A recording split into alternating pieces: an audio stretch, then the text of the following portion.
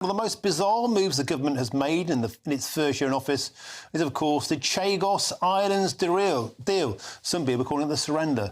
And having agreed to hand over the islands to Mauritius because of a non-binding international court ruling, a row unfolded over how much we might pay Mauritius for the pleasure. The net overall cost is therefore £3.4 billion overall. Well, then speculation unfolded, suggesting the government was misleading the public, and Keir Starmer next said this. The figures being bandied around are absolutely wild of the mark.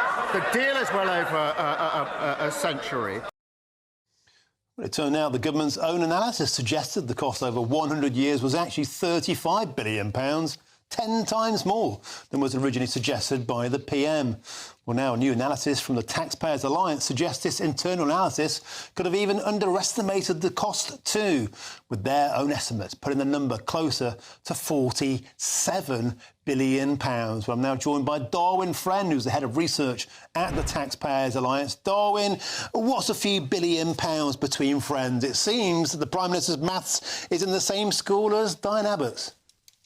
Well, first of all, thank you very much, Martin, for having me on the show this evening. And you're quite right. I think the assumptions the government have used to try and calculate the cost of this deal over the 100-year period have been overly generous. I mean, the £3.4 billion figure that the Prime Minister initially quoted is the net present value of the deal, which is calculated using what the government expects inflation to be in the long term, and then also a discount rate, which accounts for the fact that money now is going to be worth more than money in the future. And what we've done today is release research which actually challenges those assumptions by using what the market actually expects inflation to be in the future and long-term gilt yields. And if we were to do that for the net present value, the figure goes from £3.4 billion, as the Prime Minister quoted, to £4.1 billion, a £700 million increase.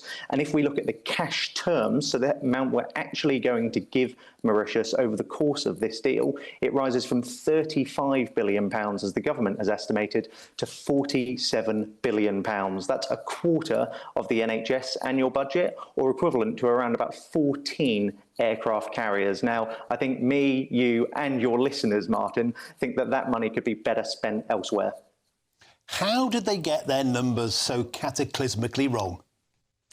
Well, the way they've done it is really on this inflation figure, Martin. What they've done is they've used the OBR forecast for what inflation is expected to be in the future based on what it's been in the past. And that's overly generous. That looks at inflation at being around about 2.3% over the period that we're looking at. What we've done is use what the markets expect inflation to be, which is generally more accurate because those are the people that the government's going to be borrowing money from after all.